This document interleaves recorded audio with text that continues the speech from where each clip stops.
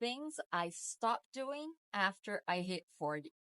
Hitting 40 was a major milestone for me, especially because it kind of overlapped with me having twin babies at the same time. And I'm sure a lot of you can relate to hitting 40 and things changing in terms of your mindset and in terms of how you see life and how you want to live your life. Like from that point forward, hitting 40 marked a turning point in my life where I began to reevaluate my priorities, my perspective about how I'm supposed to be living my life from this point forward, and how I shouldn't be living up or trying so hard to live up to society's unrealistic standards. Number one on my list, I don't feel the need to be friends with everyone anymore. I don't have the desperate need to make new friends, to just go out there and constantly be making friends everywhere I go. Something that I used to do, that I used to have that kind of desperation to be liked by everyone, to please everyone and make everyone like me or be friends with me or to get everyone's approval, no matter who they were. Even like total strangers on the street, I would be concerned about how strangers perceive me. And it's something that I guess it just comes with age or maturity, but 40 mark transforms you in a way that you didn't even see it coming. Here's a little bit of my backstory. I'm Brazilian and I moved to Canada 4 years ago. And I didn't have any friends here. Like, I have one very good friend who lives in Quebec. So I kind of had to start over in terms of friendship. Mind you, I moved in the middle of a pandemic, so it was very hard to make friends back then. Everybody was keeping their distance and nobody was visiting each other. It was like very tricky time. And right after I moved, I got pregnant with my twin babies. So then I was like super busy with my kids. I didn't find much time back then to make new friends or to create like a new group of friends, because back in Brazil, I was kind of like a party animal, like going out with friends every weekend. And I'm not saying that every single friend that I had back in Brazil were genuine friends, because a lot of them were not, sadly. And it's something that when I moved here, it kind of hit me that I don't really mind not having a lot of friends anymore. And of course, like I have like the good friends that I do have back in Brazil, I carry them in my heart, and I send a shout out to you guys out there if you're watching, and I will always cherish those friendships. But I also realized that the friends that I thought I had back in Brazil, they weren't my true friends after all, because a lot of people just completely lost touch. And I know that it happens, it's just a natural way of things, when you move abroad and you're not around every day. I'm not judging. I know that everyone is busy with their own lives, but I know that like the friends that, even though the good friends that I still have, even though sometimes we don't communicate very often, you can sense it the moment you reach out to them or the moment they reach out to you, even if it's after a few months. You can sense the instant connection, the instant reconnection, if you will. And it's something, it's that feeling you get that it's like you were talking to this person yesterday and that no time has actually passed between you two. So for me, those are the true friends.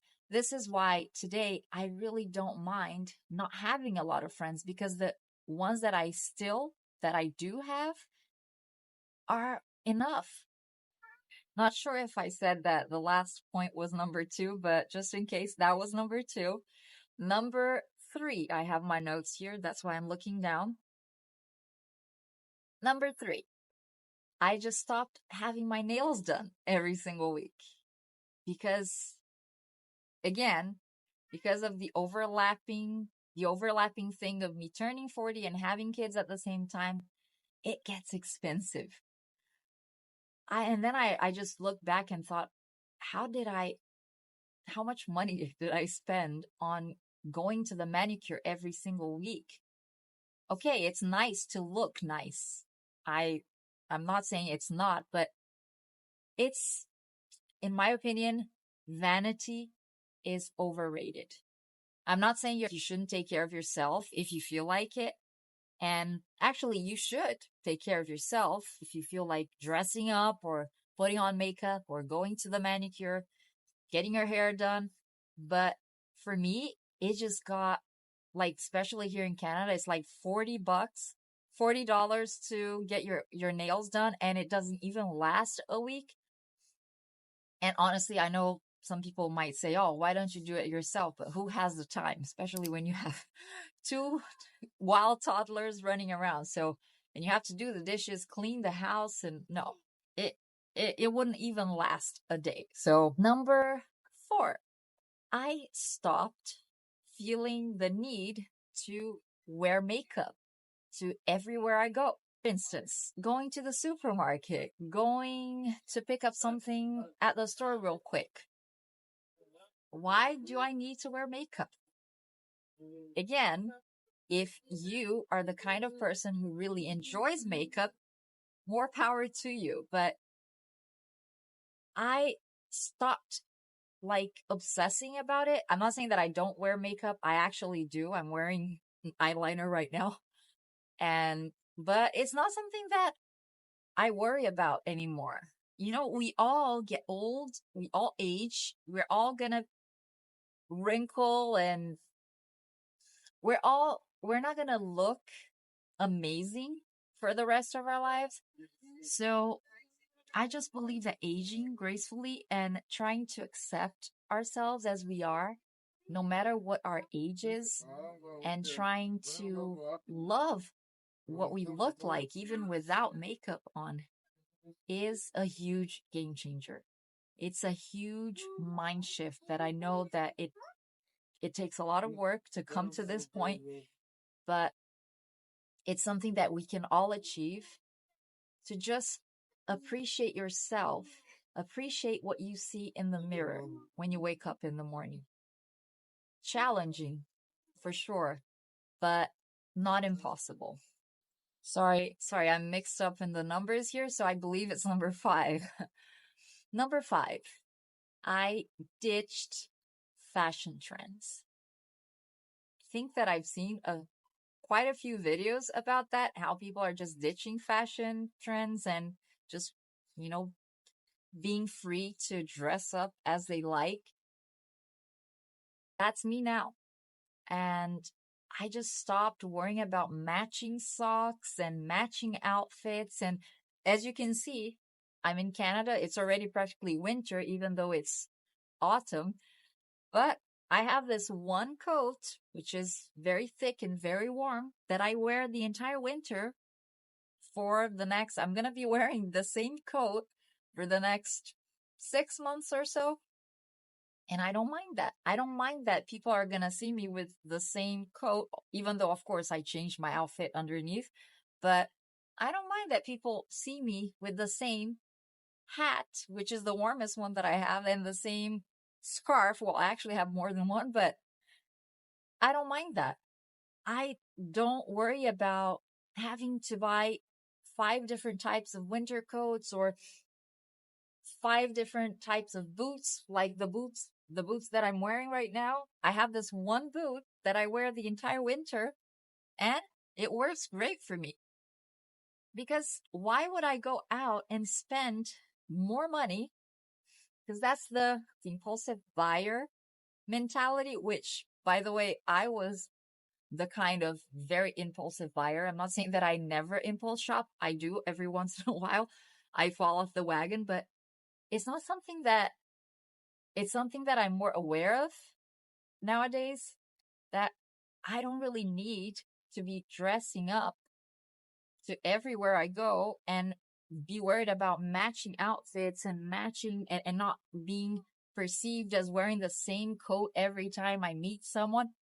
I'm not saying that we should dress up like a slob and just go out, just wearing ragged clothes and wearing torn out shirts and no. And I'm not saying that we should never match our socks, but truth of the matter is, if you're a mom or a dad, which there's a high chance that you are because you're watching this channel right now, like imagine a scenario where you're trying to get your kids out the door and you can't find the other sock for you to wear. So you have a choice. You could either over stress about not having the matching sock, the exact socks that goes with the other sock that you're wearing, and stress everybody else around you because your kids are like they get very agitated when they have to transition from one activity to another, when they have to go somewhere. Or you could just pick out the first sock that you see and wear that one. Who cares?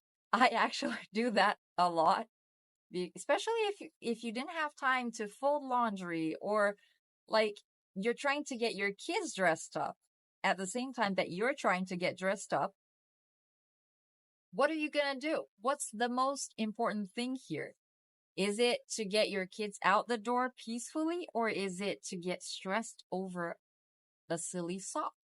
So the moral of the story here is that we want to, and let me know if this resonates with you. Let me know in the comments. Feel free to share your own experiences and your own mind shifts when you hit 40. The moral of the story is you do what you believe is right. You do you. You follow your own path, your own values and beliefs.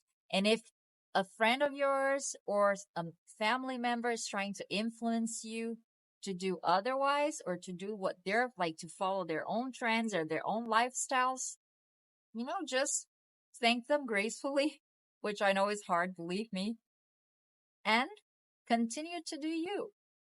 Because at the end of the day, what truly matters is how we feel about ourselves and how we want to live our best life, our own version of best life, not other people's versions of best life. Everyone has their own, New Year's resolutions or bucket lists or whatever they want to achieve in life till a certain age or whatnot. But nobody's living in your shoes right now. The person that knows you the most is you, nobody else. So you decide how you want to live your life in the best way you want to live it, in the best way you can. And that kind of mentality or mind shift is definitely going to make you a better person.